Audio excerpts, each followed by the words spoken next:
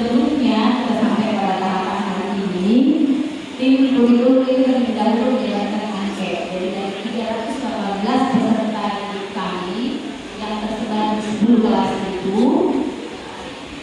sudah ada semua datanya sini, apa cita-citanya dan lain-lainnya. Dan dari hasil ini masih ada yang melihat. Jadi ini yang belum mungkin Bapak Ibu mungkin yang kata masih ada yang cita-citanya di sini, dia tulis tergantung takdir Allah.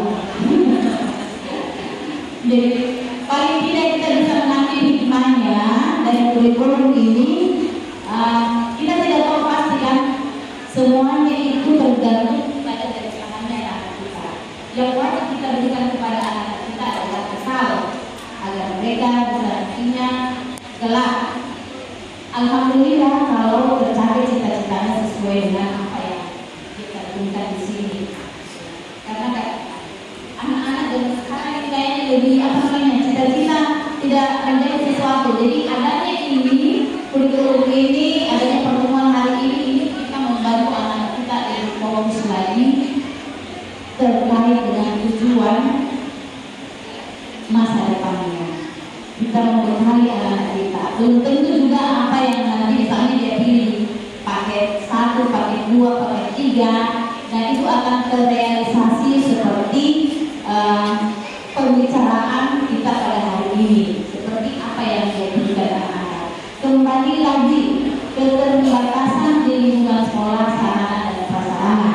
Karena kalau dibagi mata pelajaran, nah ini kan ada batasannya, ada jumlah jamnya. Jumlah jam mata pelajaran wajib itu 18 jam. Jumlah jam mata pelajaran pilihannya itu 20 sampai 25 jam. Kalau dia memilih paket 1, paket 2, paket 3. Jika dia memilih paket 4 vokasi, maka tambahan dari 18 jam wajib itu adalah 20 sampai 22 jam. Kalau kita mengambil maksimal, misalnya di kelompok 1, 2, 3, maksimal anak-anak memilih sampai 25 jam pembelajaran, berarti anak-anak itu pulang bisa sampai jam 6 sore. Nah itu juga akan menjadi bahan pertimbangan kami, sehingga pada akhirnya nanti tetap akan ada intervensi dari pihak sekolah. Kenapa? Karena menyesuaikan kita di ketersediaan tenaga, memikirkan anak-anak pulang sekolahnya itu sampai jam berapa, sampai di rumah jam berapa. Karena rata-rata kita di sini ya jarak dari rumah ke sekolah itu banyak yang jauh-jauh rumahnya dari sekolah, dan itu harus kami pikirkan semua.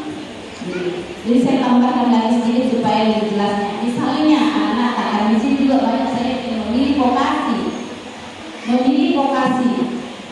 Kelompok vokasi ini adalah kelompok bagi anak peserta didik kita yang tidak berminat melanjutkan ke perguruan tinggi. Nah, mata pelajaran apa yang harus dia pilih? Jadi untuk wajibnya tetap 18 jam. Untuk mata pelajaran pilihannya itu 20 sampai 22 jam. Karena vokasi hanya 2 jam. Jadi tetap dia harus memilih apa yang menunjang. Kalau dia hanya mau berwirausaha, tidak mau tidak mau lanjut kuliah, mata pelajaran apa yang harus dia pilih? Kalau mau berwirausaha, kira-kira apa yang menunjang?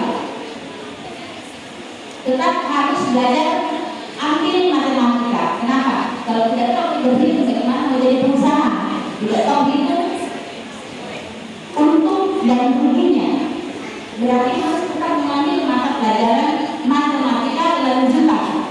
Di mana itu matematika lanjutan? Di kelompok berapa? Kelompok 1, kelompok IPA. Jadi dia harus ambil itu 1 mata pelajaran. Berikutnya apa lagi yang menunjang? Kalau dia memilih usaha, harus belajar apa? Ekonomi. Nah, di sini dasar-dasar berwirausaha diajarkan di mata pelajaran ekonomi.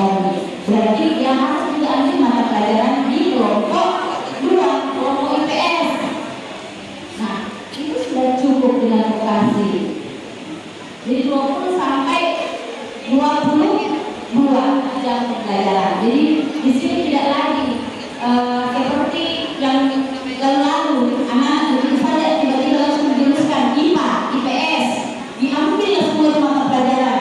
Dia nanti dia tidak mau melanjut perguruan tinggi, tetapi dibalik harus belajar kimia, kalau dia jurusan IPA harus kimia, biologi, fisika. Nah, belum lagi mata pelajaran kelompok bahasa Inggris, bahasa Indonesia, semuanya dipelajari. Nah, ini kan bikin apa namanya anak-anak dia bisa lebih tidak jelas